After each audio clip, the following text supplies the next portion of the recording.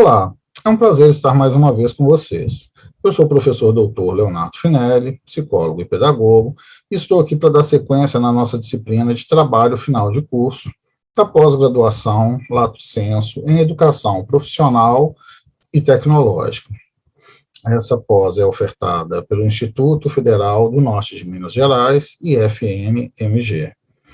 Como de praxe, eu solicito que vocês estejam com material em mãos, caderno e caneta, ou um documento do Word aberto junto ao vídeo, para que vocês façam suas anotações, elenquem ali as suas dúvidas e, posteriormente, compartilhem essas dúvidas com os pares e com os tutores, tanto no fórum de discussão da semana, quanto no fórum Tira Dúvidas. Lembro que esse tipo de experiência amplia o processo de aprendizado, tanto seu, que teve a dúvida, quanto dos pares, que podem compartilhá-las e pensar de outras maneiras, trazer outras estratégias para lidar com as eventuais dúvidas que aparecerem. Dito isso, eu inicio a nossa apresentação. Bom, então estamos na pós-graduação Lato Sensu em Docência na Educação Profissional e Tecnológica. Essa prosa é coordenada pela professora mestre Luciana Cardoso de Araújo, e estamos na disciplina Trabalho Final de Curso, ministrada por mim, professor doutor Leonardo Augusto Couto Finelli. Nessa segunda semana, nós continuamos a discussão iniciada na semana anterior, ainda mantendo o caderno didático Métodos de Pesquisa, na unidade 3. Nós já havíamos iniciado essa discussão na última semana, hoje eu pretendo encerrar essa discussão, a apresentação desse capítulo. Bom, então, os autores elencaram nesse capítulo, que a gente já começou na semana anterior, uma discussão sobre a organização de projetos de pesquisa e elencaram lá naquele momento 4 etapas da pesquisa. Eles falaram da questão inicial ou da construção do problema de pesquisa, falaram da produção da introdução ou do estudo da literatura, falaram da problematização, onde a gente vai estar ali elencando o problema de pesquisa, e falam um pouco da construção, do caminho a ser percorrido, que a gente discute como construção do método. Avanço agora para a quinta etapa, onde eles falam sobre a coleta de dados. Então, a coleta de dados, ela faz parte da discussão do método ou metodologia, onde, num dado momento, a gente começa a propor o caminho que a gente quer percorrer, o tipo de delineamento que a gente pretende utilizar na pesquisa, e pensa também em como realizar a coleta dos dados, que tipo de instrumento, se vai ser um questionário, se vai ser uma entrevista, se vai ser observação, se vai ser uma busca ativa na internet, se vai ser uma busca ativa em um laboratório, em um ambiente de pesquisa, qualquer que seja, que se relacione com o seu problema de pesquisa e o tema discutido, o tema proposto para a organização da pesquisa. Então, voltando para a apresentação, a coleta de dados compreende o conjunto de operações por meio das quais o modelo de análise é confrontado aos dados coletados. Nessa etapa, várias informações são, portanto, coletadas, de acordo com a metodologia proposta, de acordo com a seleção do tema, a gente vai buscar informações para responder ao problema de pesquisa ou ao objetivo geral inicialmente pensado. Elas serão sistematicamente analisadas na etapa posterior. Então, vejam que, ainda pensando na metodologia, a gente considera ali um modelo de análise ou um delineamento de pesquisa, uma proposta de coleta de dados e ainda vamos pensar uma proposição de análise dos dados. Nesse momento, a gente pensa em 3 questões, pensando na coleta, a gente pensa em 3 questões. O que coletar, que tipo de informação vai ser que a gente interessa, com quem coletar, quem que é o nosso grupo amostral, se é todo o universo, se é só uma população, se é parte do grupo da população, é só um grupo amostral, ou se são todos os artigos numa pesquisa bibliográfica, ou se a gente vai selecionar todos e sortear parte deles. Então, varia de acordo com o delineamento. E como coletar? né, que caminhos que nós vamos fazer, se a gente precisa pedir autorização, se a gente vai fazer a observação, se a gente vai utilizar um instrumento, um questionário, uma entrevista, só observação, com roteiro, sem roteiro, se a gente vai fazer uma busca e por aí vai. Então, avançando em cada uma dessas questões, é o que coletar. Os dados a serem coletados são úteis para testar a hipótese. Tá? Então, quando a gente falou da problematização, a gente discutiu um pouquinho sobre a hipótese como uma possível resposta para responder ao problema. Então, os dados que a gente vai coletar atendem a essa hipótese, eles são adequados para testar essa hipótese. Além disso, né, esses dados são determinados pelas variáveis e pelos indicadores que a gente está pensando na nossa pesquisa, seja ela uma pesquisa experimental, seja uma pesquisa ex post facto, documental, ou de qualquer delineamento que você busca. Os dados, né, que a gente vai procurar, eles são pertinentes a responder a pergunta de pesquisa. Muitas vezes eu me deparo com instrumentos, questionários, entrevistas, né, das mais variadas ordens, que são propostos inicialmente por estudantes, por acadêmicos, nos mais variados trabalhos de pesquisa, que coletam muito mais informações do que são necessárias. E aí, quando eu investigo isso com os meus orientandos, mas por que você está perguntando isso? Não sei, porque eu vi uma pesquisa que tinha um instrumento que perguntava. Ok, e vamos analisar essa pesquisa. Analisavam a pesquisa e descobrimos que aquela informação não foi uma informação utilizada para a discussão, ela nem apareceu nos resultados produzidos, nem foi considerada nas análises. Então, é importante a gente ter essa informação de quais são os dados pertinentes. Eu sempre costumo dizer isso nas aulas de metodologia. O que eu vou perguntar, ou como eu vou perguntar? A resposta é tudo. Eu posso perguntar tudo, quero perguntar tudo. Agora, é lícito perguntar tudo? Não necessariamente. Então, pense em por que você está colocando aquela questão, seja ali no roteiro de observação, seja num questionário, numa entrevista, por que você está realizando um determinado teste estatístico, por que você está buscando uma dada característica de um fenômeno ou do universo que você está analisando. Tá? Então, a gente pode colocar qualquer tipo de questão, desde que você consiga justificar, do ponto de vista metodológico, o que você quer com aquela pergunta, né, ou com a possível resposta daquela pergunta. Outra ideia que informações são necessárias para testar as hipóteses. Eu preciso de fazer, por exemplo, uma bateria de exames, exame de sangue, de urina, de fezes, se for uma questão de saúde, preciso testar hipóteses ali verificando o desempenho de aprendizado de acadêmicos em processo prévio e depois posterior a uma dada atividade de pesquisa ou de extensão. Então, quais as informações que eu vou precisar para testar as hipóteses? Lembrando que as hipóteses são possíveis respostas para o meu problema de pesquisa. Com quem coletar? Aqui é um dado bem interessante, porque ele traz a ideia de universo e amostra. Então, aqui a gente começa a pensar, voltando para o slide, sobre o recorte de campo das análises empíricas em um espaço geográfico, uma região, por exemplo, em um espaço social, por exemplo, um grupo de trabalhadores ou um grupo de estudantes de um determinado sistema de ensino, ou um dado recorte temporal, por exemplo, durante a pandemia, previamente à pandemia, pós-pandemia, previamente a um tratamento, pós-tratamento, ou numa dada época, num dado contexto histórico. Posso pensar em grupos específicos, por exemplo, estudantes do curso de educação profissional e tecnológica versus estudantes de graduação de ensino científico. Posso pensar, por exemplo, em grupos específicos, pacientes com depressão. Posso pensar em peças produzidas na máquina A e não na máquina B, ou comparar a característica das peças produzidas na máquina A e da máquina B. Ou seja, a gente entende a ideia de que o universo é falar da totalidade dos indivíduos, né, ou das unidades de análise, e a amostra quando a gente estabelece um critério para selecionar parte desse universo.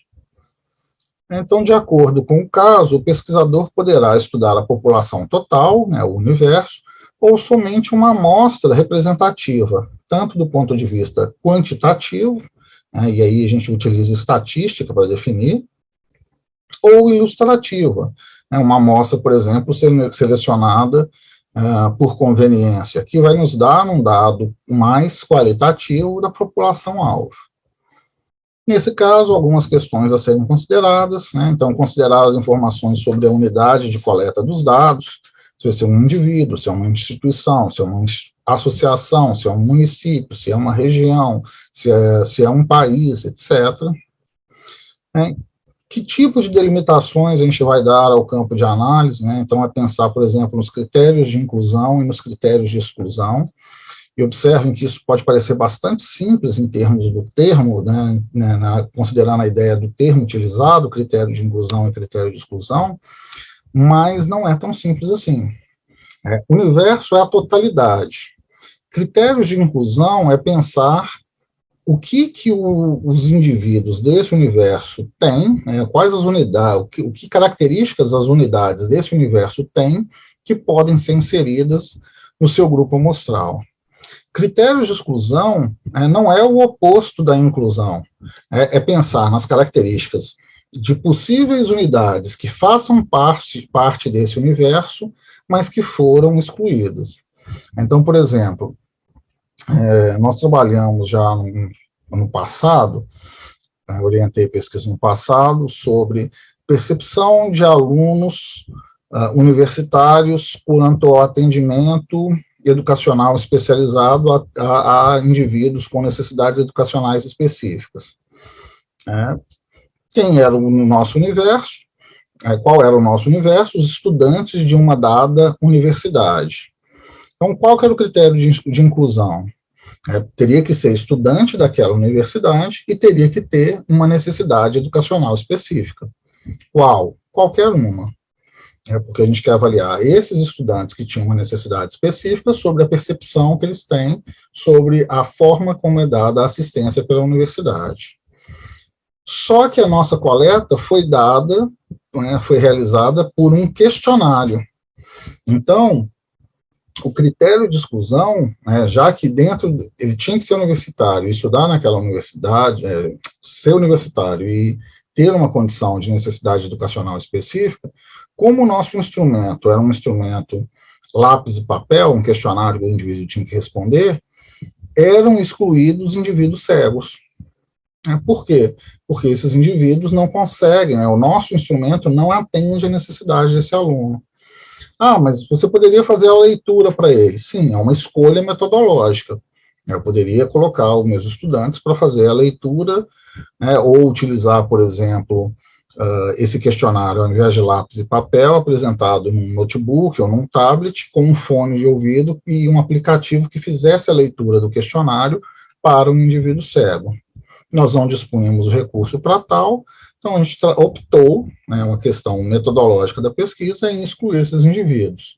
Perdemos parte do grupo amostral? Perdemos as especificidades de um grupo específico, que tem NE, mas é uma necessidade específica? Perdemos.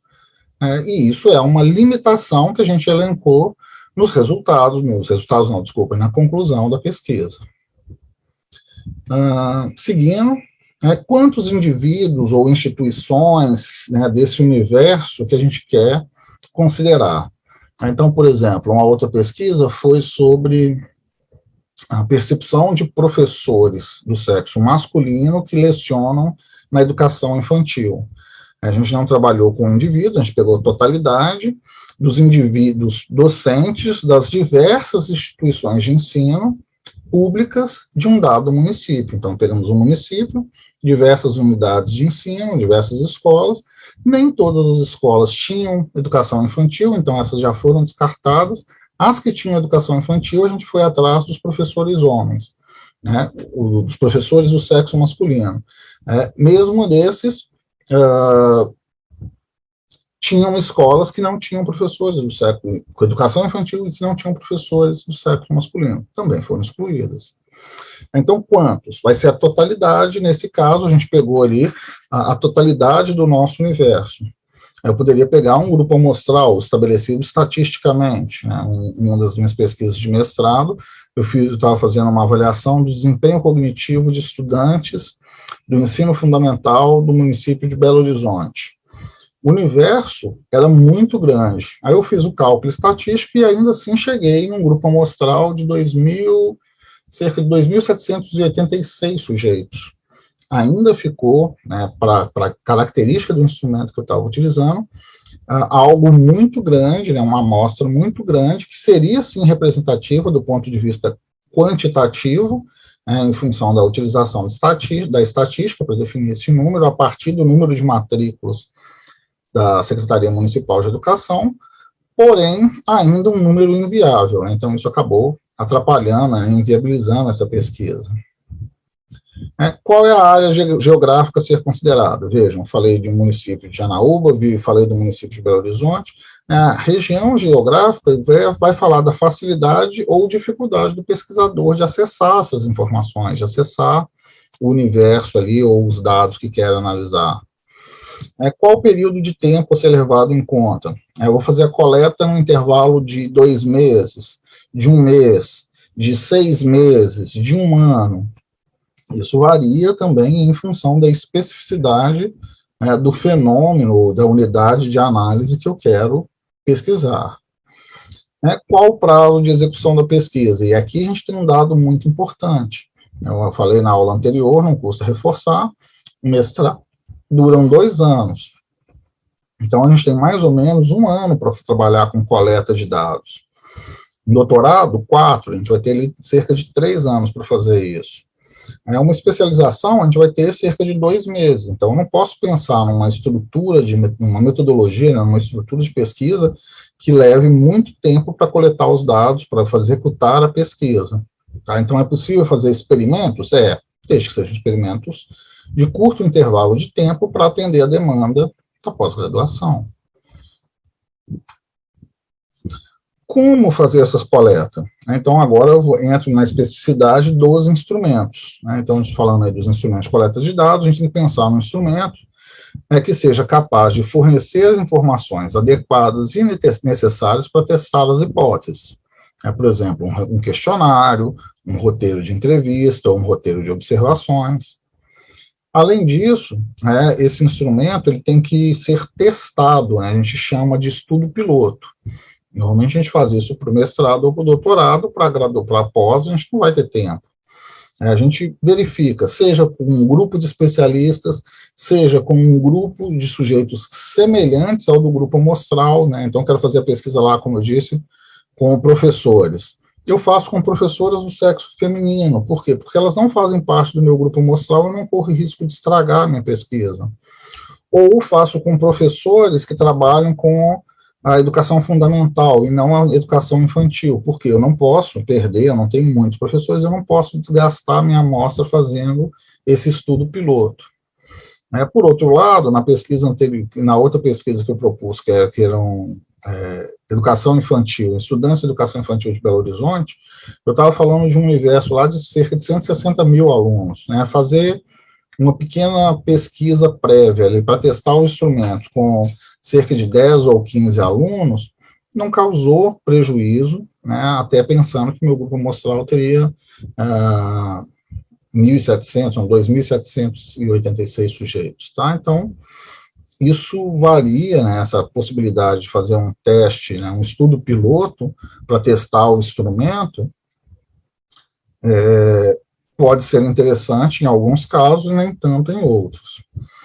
Uma dica se você não tem essa possibilidade com o seu grupo amostral, teste pelo menos com outros pesquisadores. Tá? Por quê?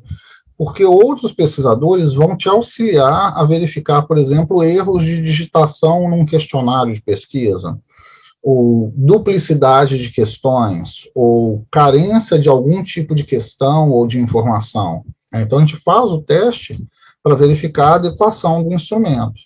Tá? Então, façam aí, por exemplo, vocês vão construir um instrumento de coleta de dados, apliquem nos seus pares, em pessoas próximas, e peçam para que eles façam uma análise desse instrumento, se parece bom, se não ficou extenso demais, se não ficou curto demais, e se está com uma redação adequada, né, uma linguagem compreensível para o seu público, etc. Fiz esse teste, eu coloco esse instrumento à prova, né, de modo a proceder com a coleta dos dados pertinentes. Né? Então, depois que eu testei o instrumento, vi que ele está funcionando, aí eu inicio minha pesquisa. Na coleta de dados, o importante não é somente coletar as informações, né, mas também obter informações de forma que se possa aplicar posteriormente o tratamento necessário para testar as hipóteses. Eu já vi falhas em pesquisas, né, esdrúxulas. Por exemplo, os estudantes esqueceram de colocar no instrumento a pergunta sobre sexo, e aí na hora das análises eles não conseguiam diferenciar o grupo amostral se tinham diferenças em função do sexo, ou da idade, ou do tempo de experiência, do tempo de formado, etc.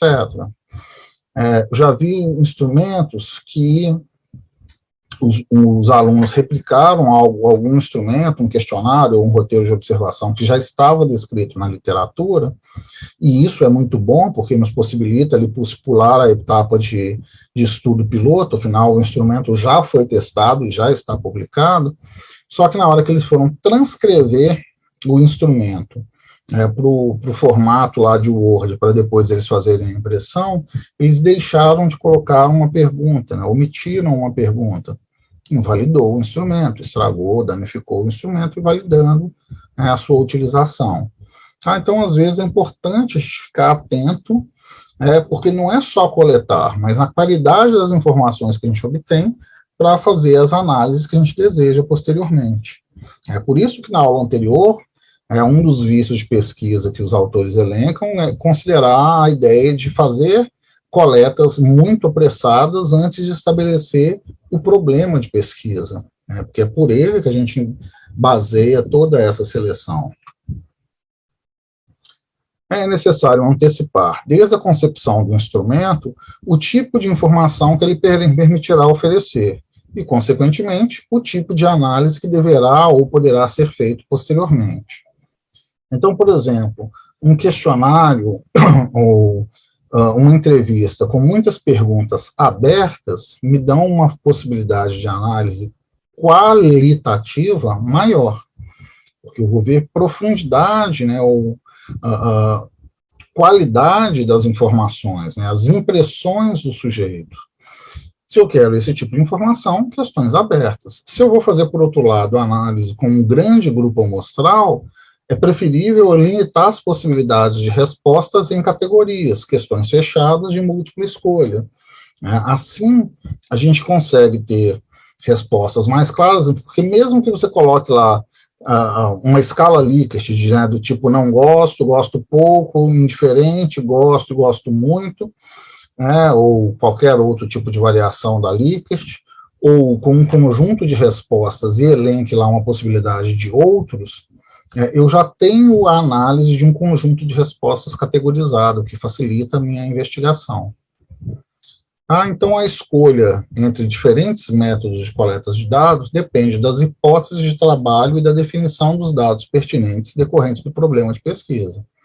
Então, reitero, a parte mais importante da sua pesquisa é definir claramente o seu problema, os seus objetivos, porque isso auxilia a definir o método, o caminho que você vai fazer, que instrumento que você vai usar e, consequentemente, avançando para a próxima etapa, a proposta de análise das informações. Porque uma vez que a gente coletou os dados, a gente precisa de analisá-los. Já que o objetivo da pesquisa é responder à questão inicial, a elaboração de hipóteses ou questões de pesquisa nos auxilia a definir um método de coleta de dados. Com os dados coletados, a gente vai verificar se as informações correspondem às hipóteses, né, corroboram as hipóteses ou não, se elas refutam as hipóteses iniciais. Nesse sentido, o primeiro passo da análise de informações é a verificação empírica, né, se elas respondem ou não, se elas associam-se ou não à questão do problema, ao problema de pesquisa. Aí um ponto que eles elencam que é importante, né? No entanto, a realidade é sempre mais complexa do que as hipóteses, né? E uma coleta de dados rigorosa costuma trazer à tona outros elementos ou relações que não foram cogitados inicialmente. Por mais que você elabore ali no seu problema, que você elabore ali na sua introdução, a gente acaba deixando de vislumbrar possibilidade de respostas, né? A realidade nos mostra uma variação muito mais ampla. Nesse sentido, a análise de informações tem a função de interpretar os fatos não cogitados, de rever ou de afinar as hipóteses, de propor modificações nessas, de propor pistas de reflexão para o futuro. Então, normalmente, nessa etapa, a gente vai ter 3 caminhos, né? Ou nesse nível de investigação, a gente vai ter 3 etapas. Descrever os dados, né, que é uma análise mais exploratória, você vai apresentar os dados, ver se eles têm associação ou não, em função das variáveis que a gente elencou para as hipóteses.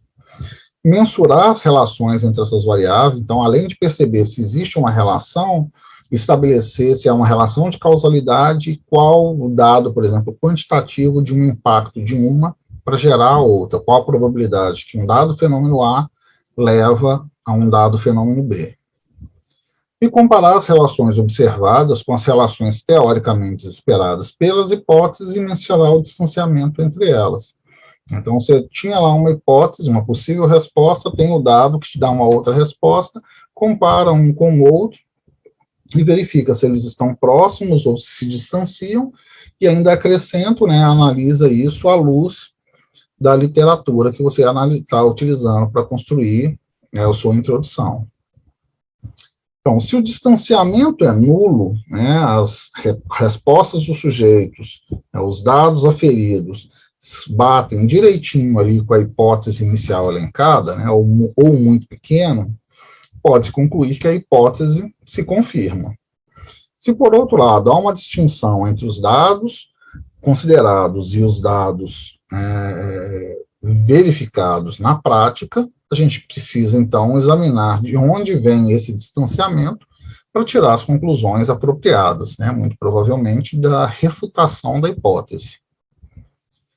Há inúmeros delineamentos, inúmeros caminhos para fazer a coleta de dados, para organizar a sua metodologia, para fazer as análises, né? Então, delineamentos traz essa ideia de caminhos. E, para tal, eu indico a leitura do capítulo 2 do livro, que vai ficar ali só discutindo delineamentos de pesquisa. Quem não quiser fazer essa atividade, esse exercício, ou não quiser fazer algo parecido com outros livros, provavelmente o seu orientador que tem mais experiência vai te indicar um dado caminho ou te indicar 1 ou 2 delineamentos que você vai escolher. A partir daí, você fazendo a seleção pela orientação, você volta lá no capítulo 2 para compreender um pouco melhor aquele delineamento. Então, há inúmeros delineamentos de pesquisa, assim como inúmeras formas de coletar, né, até complemento aqui, e analisar os dados. Destaco, né, que o seu orientador deve auxiliar-te na seleção do método de coleta e de análise dos dados. Os resultados encontrados, então, são aqueles que resultam das operações precedentes. Se você se dedicou a fazer um bom projeto e organizou isso bem, de uma maneira clara, os resultados vão ser bons.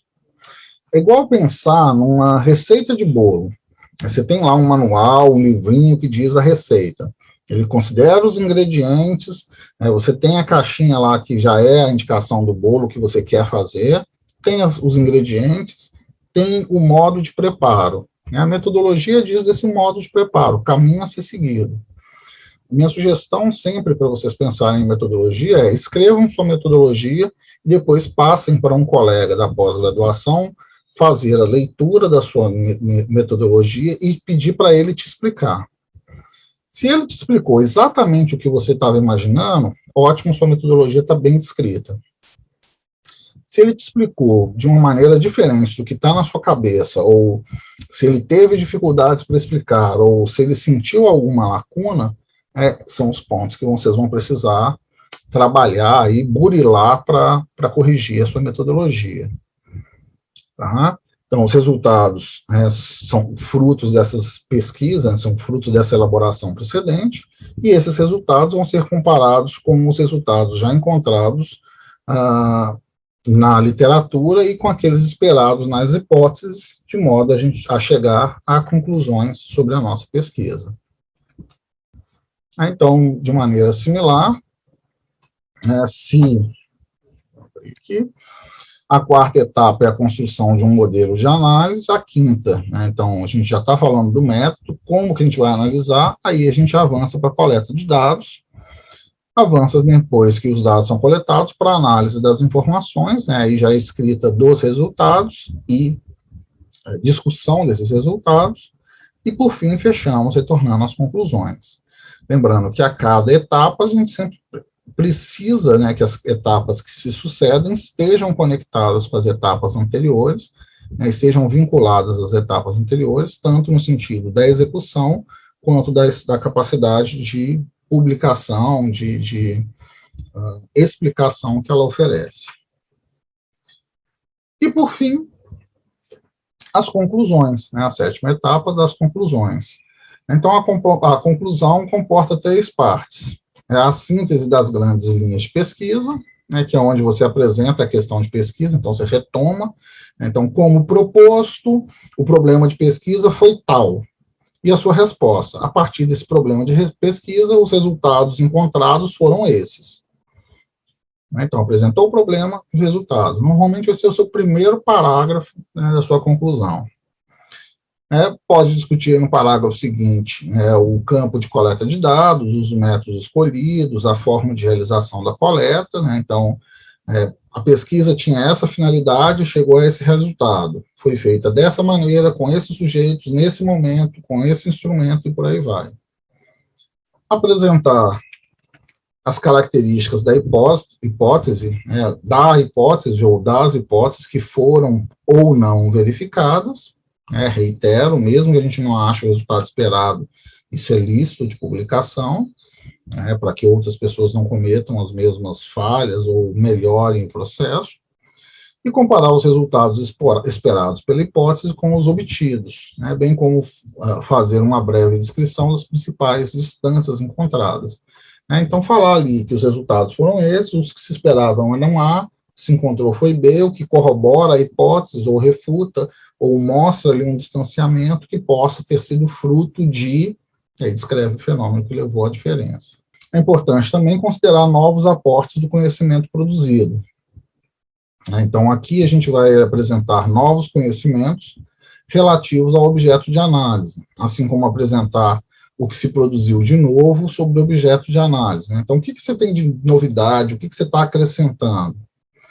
Considera também o que se sabe para além do objeto de análise. Então, considera ali as limitações. Olha, eu achei esses resultados que indicam isso e responde a esse fenômeno.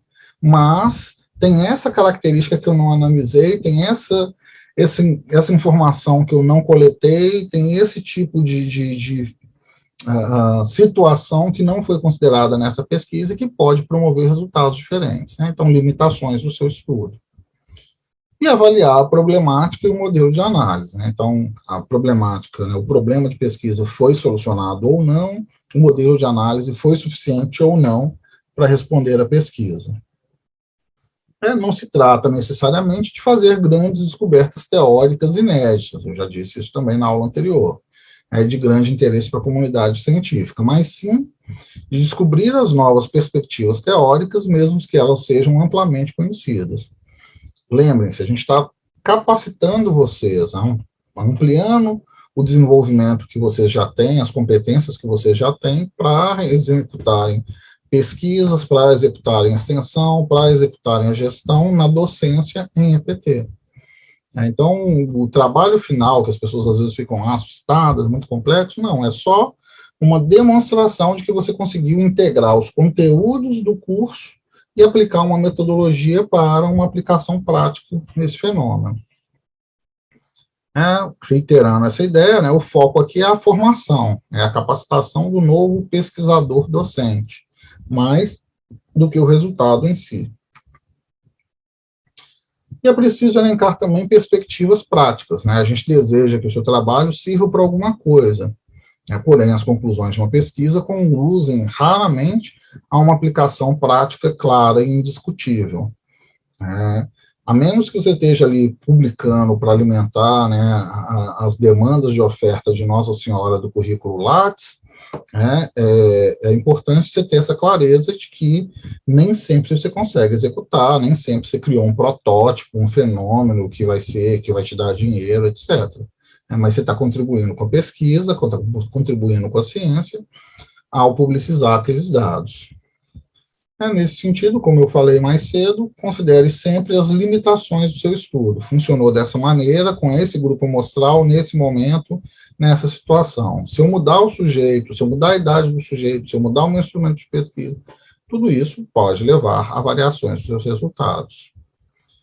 E, por fim, apresente novas perspectivas sobre o tema, né, que o seu trabalho abre caminho. Então, a partir daquela investigação, você abre possibilidade para novas análises, para replicar com novas amostras, para novas investigações, para novas teorizações, etc.